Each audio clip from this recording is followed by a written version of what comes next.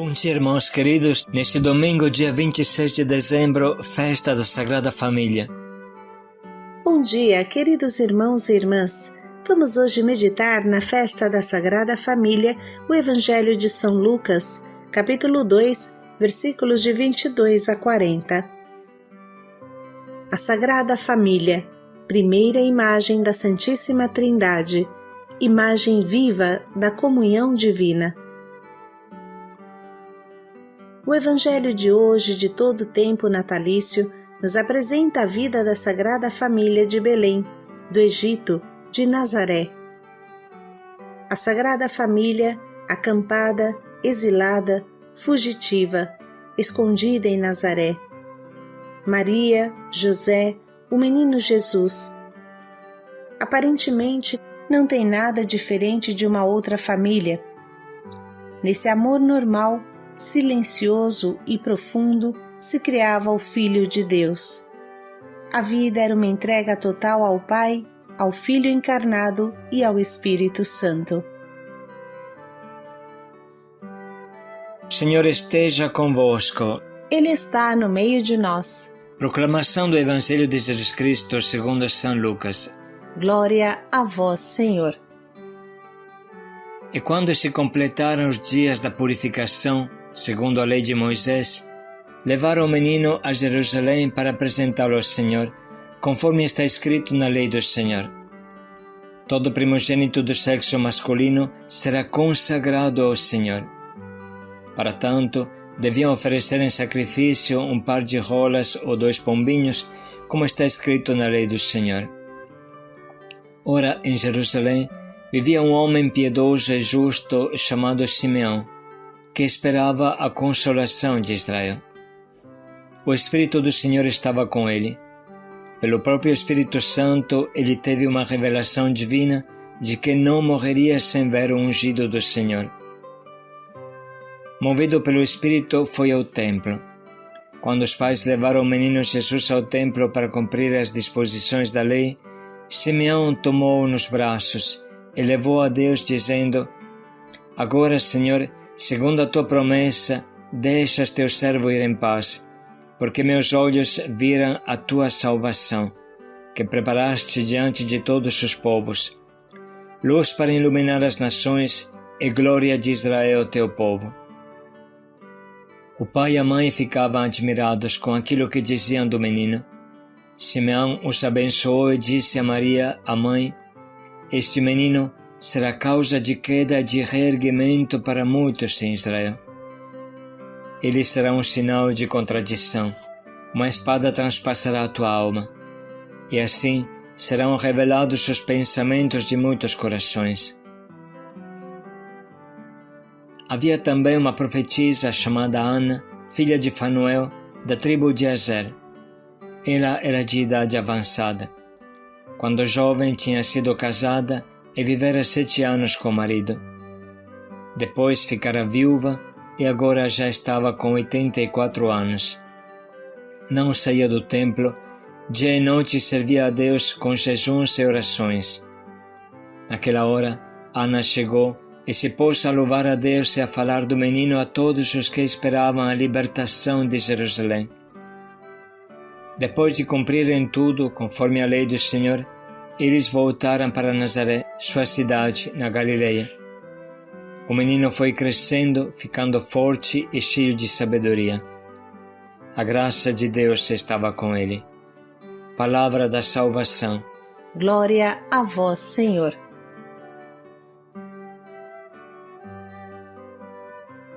Hoje é a festa da Sagrada Família e é também a festa de todas as famílias do mundo. Vamos refletir com um texto muito claro e vivo de Amoris Laetitia. Os 2 primeiros capítulos grandiosos do Gênesis nos oferecem a representação do casal humano na sua realidade fundamental. Deus criou o ser humano à sua imagem, criou a imagem de Deus. Ele os criou homem e mulher. Surpreendentemente, a imagem de Deus tem como paralelo explicativo precisamente o casal homem e mulher.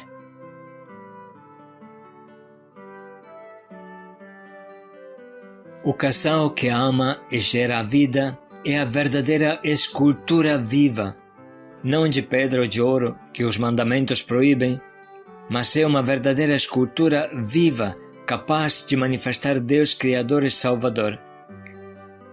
Por isso, o amor fecundo chega a ser o símbolo das realidades íntimas de Deus. Sob esta luz, a relação fecunda do casal torna-se uma imagem para descobrir e descrever o mistério de Deus, fundamental na visão cristã da Trindade, que em Deus contempla o Pai, o Filho e o Espírito de amor.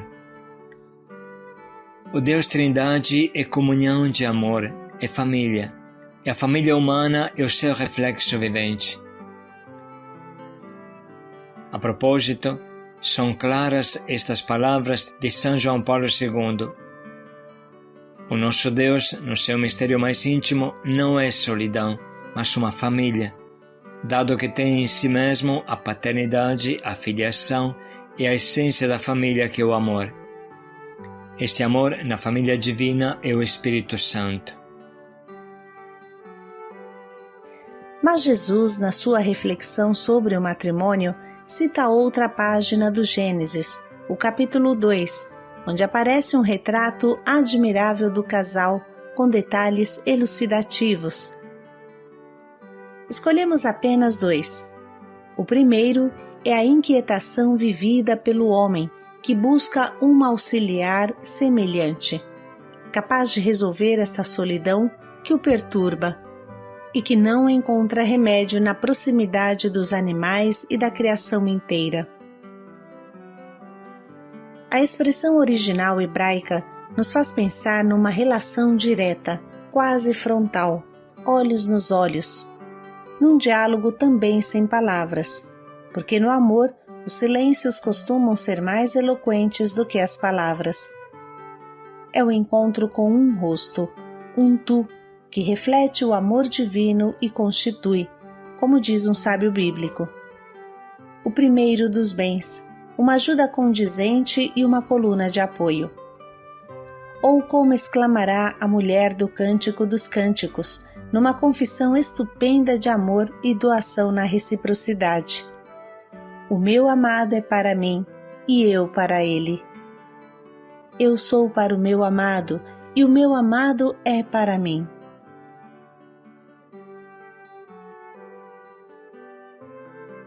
Deste encontro que cura a solidão, surge a geração e a família. Este é o segundo detalhe que podemos evidenciar. Adão, que é também o homem de todos os tempos e de todas as regiões do nosso planeta, juntamente com a sua esposa, dá origem a uma nova família, como afirma Jesus, citando o livro do Gênesis. Unir-se à sua mulher e serão os dois um só.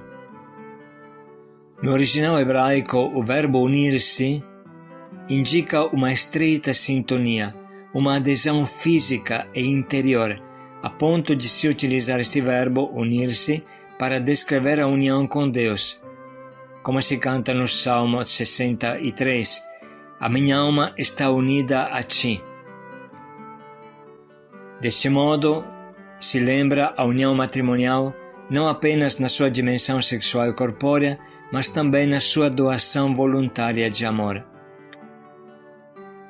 O fruto desta união é tornar-se uma só carne, quer no abraço físico, quer na união dos corações e das vidas. E porventura, o filho que nascerá dos dois não há de levar em si as carnes dos dois, não as une geneticamente e espiritualmente, não une estas duas carnes do pai e da mãe geneticamente e espiritualmente?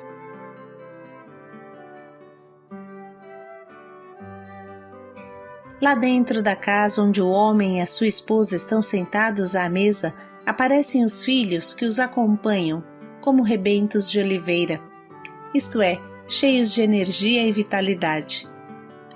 Se os pais são como que os alicerces da casa, os filhos constituem as pedras vivas da família. É significativo que no Antigo Testamento a palavra que aparece mais vezes depois da designação divina Yahvé, o Senhor, é filho, Ben, um termo que remete para o verbo hebraico que significa construir, banar. Por isso, em um outro salmo, se exalta o dom dos filhos, com imagens que aludem quer à edificação de uma casa, quer à vida social e comercial que se desenrola às portas da cidade. Se o Senhor não edificar a casa, em vão trabalham os construtores. Olhai, os filhos são uma bênção do Senhor, o fruto das entranhas, uma verdadeira dádiva. Como flechas nas mãos de um guerreiro, assim são os filhos nascidos na juventude. Feliz o homem que deles encheu a sua aljava, não será envergonhado pelos seus inimigos, quando com eles discutir às portas da cidade. É verdade que estas imagens refletem a cultura de uma sociedade antiga, mas a presença dos filhos é, em todo caso, um sinal de plenitude da família na continuidade da mesma história de salvação, de geração em geração. A Bíblia considera a família também como o lugar da catequese dos filhos. Se vê isso claramente na descrição da celebração pascal.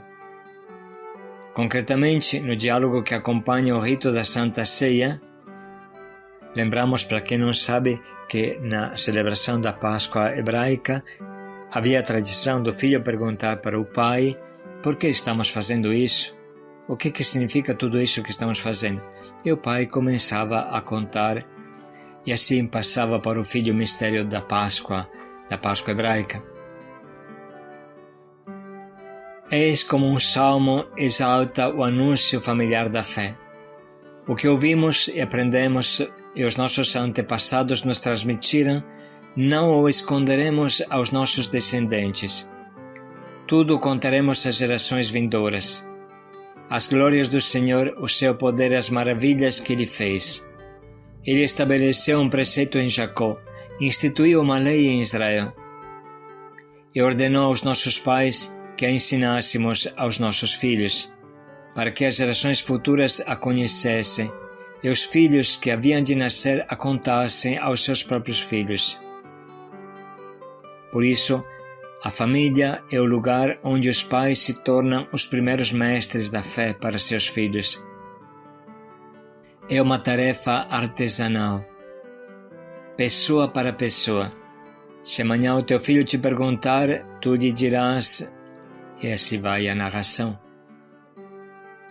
Assim entoarão o seu canto ao Senhor as diferentes gerações.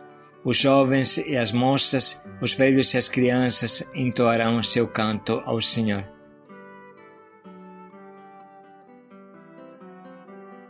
Os pais têm o dever de cumprir com seriedade a sua missão educativa, como ensinam frequentemente os sábios da Bíblia.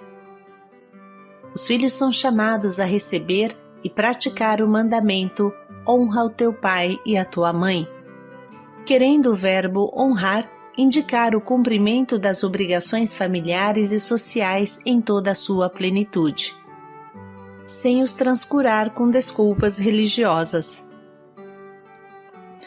Com efeito, o que honra o pai alcança o perdão dos pecados, e quem honra sua mãe é semelhante ao que acumula tesouros.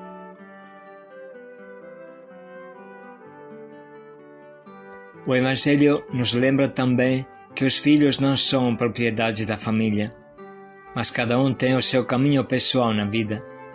Se é verdade que Jesus se apresenta como modelo de obediência aos seus pais terrenos, submetendo-se a eles, também está certo que ele nos mostra a escolha do filho e a sua própria vocação.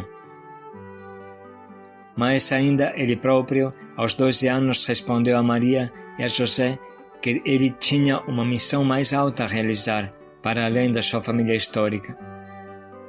Por isso exalta a necessidade de outros laços mais profundos, mesmo dentro das relações familiares. Minha mãe e meus irmãos são aqueles que ouvem a palavra de Deus e a põem em prática.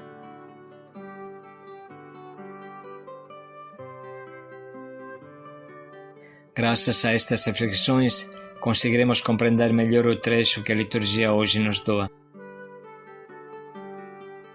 E quando se completaram os dias da purificação, segundo a lei de Moisés, levaram o menino a Jerusalém para apresentá-lo ao Senhor, conforme está escrito na lei do Senhor.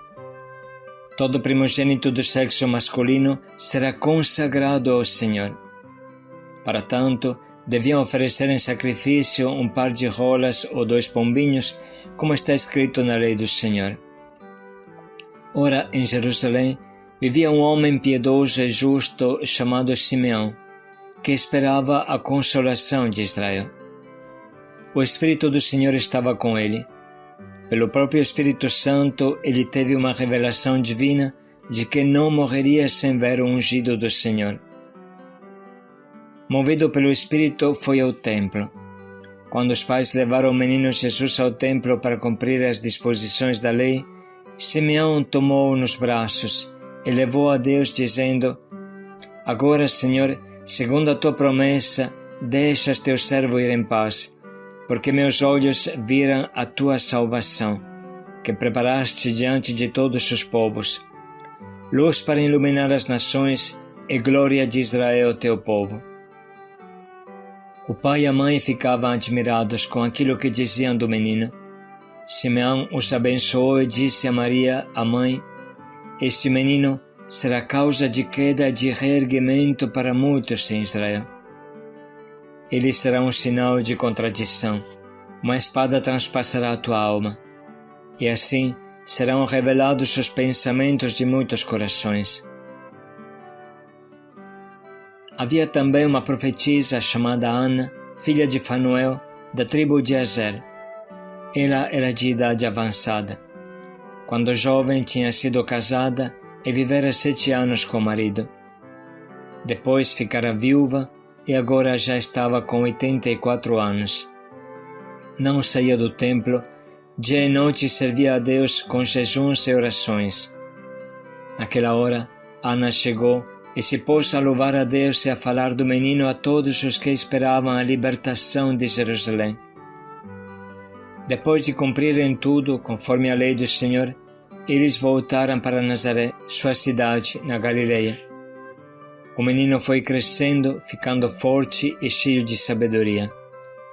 A graça de Deus estava com ele.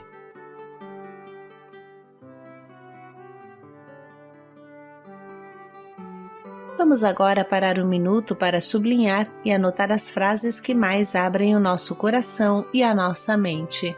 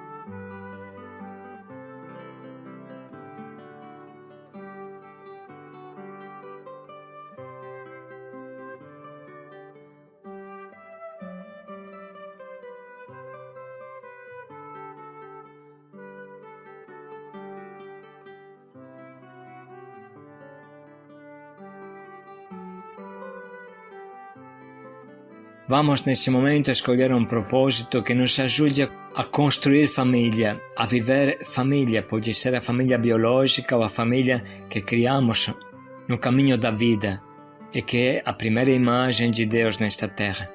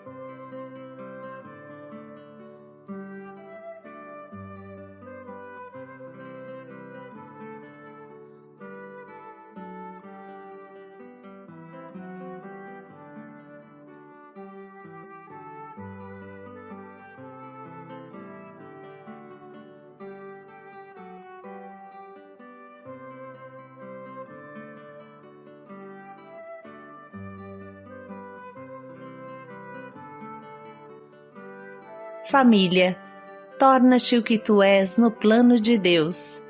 Paz e alegria a todos. Assim falava João Paulo II. Família, torna-te o que tu és. Paz e alegria a todos.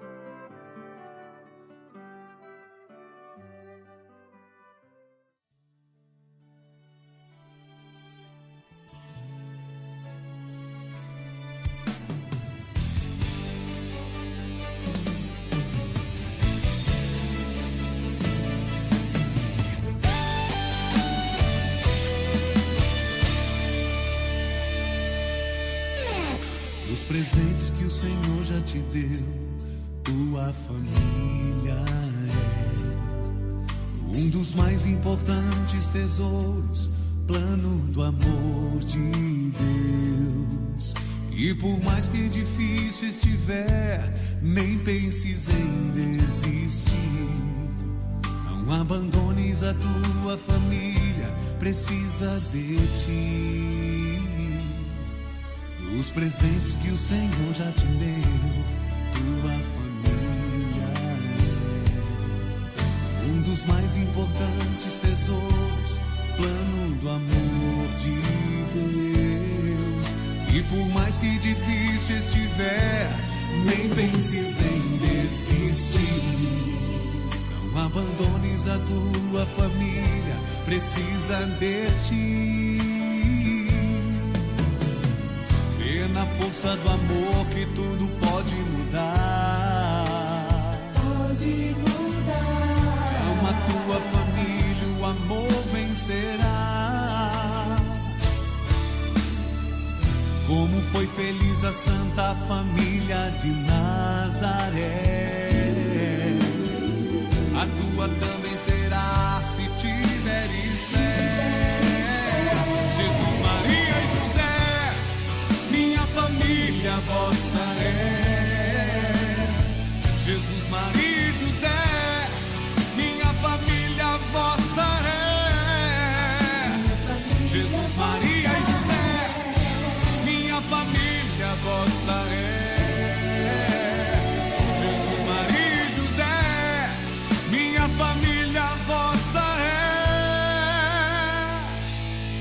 Abençoai a minha casa, cuidai bem dela pra mim. Vou amar minha família até o fim. Abençoai a minha casa, cuidai bem dela pra mim. Vou amar minha família até o fim.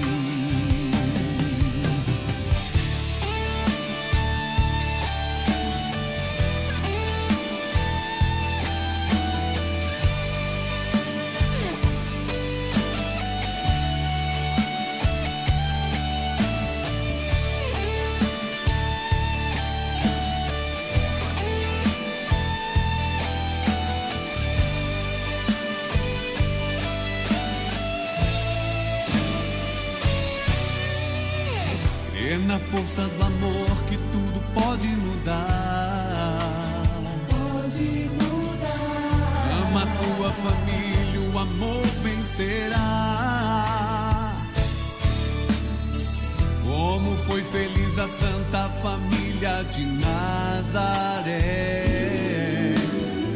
a tua também será se tiveres fé. Jesus, Maria e José, minha família vossa é. Jesus, Maria e José, minha família vossa é. Jesus, Maria e José, minha família vossa é. Jesus, Maria e José, minha família vossa é. Abençoai a minha casa, cuidai bem dela pra mim.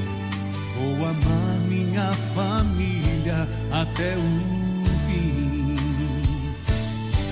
Abençoai a minha casa, cuidai bem dela pra mim. Vou amar minha família